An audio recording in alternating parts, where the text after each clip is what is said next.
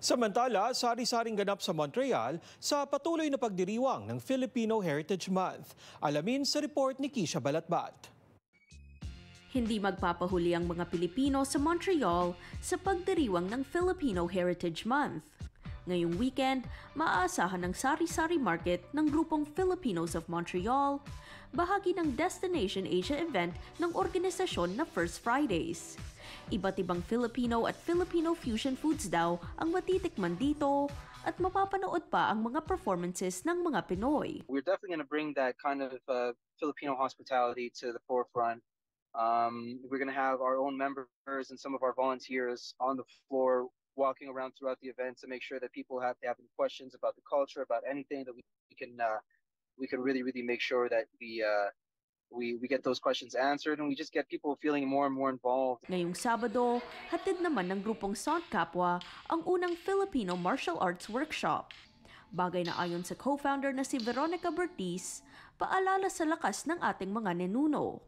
In a form of our well-being pero practicing our ancestral practices. Sabi ko, ito siguro yung oportunidad sa mga iba na, decolonization, mga ganun, masyadong wordy yan. Sabi ko, wag na.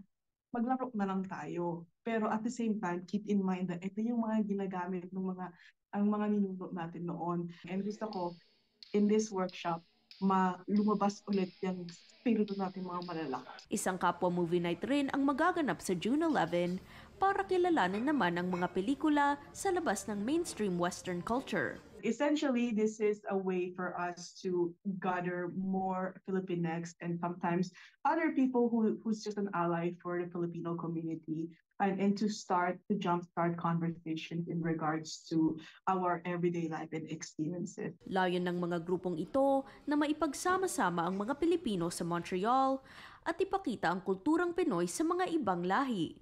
Bagay na inaasahan nila ay magiging inspirasyon para maipagpatuloy ng susunod na henerasyon ang pagpakilala nito sa Canada. So many of us are taking the beautiful work that our titos and titas have done in this city to create a community, and we're putting our own spin on it, we're putting our own taste on it, but the most important is we're all working together and we're all creating spaces for each other to really express ourselves. I think we're doing great work for the generation after us, even to just pick up and make it even easier for them too. Bisitahin ang kanilang social media pages para sa karagdagang impormasyon.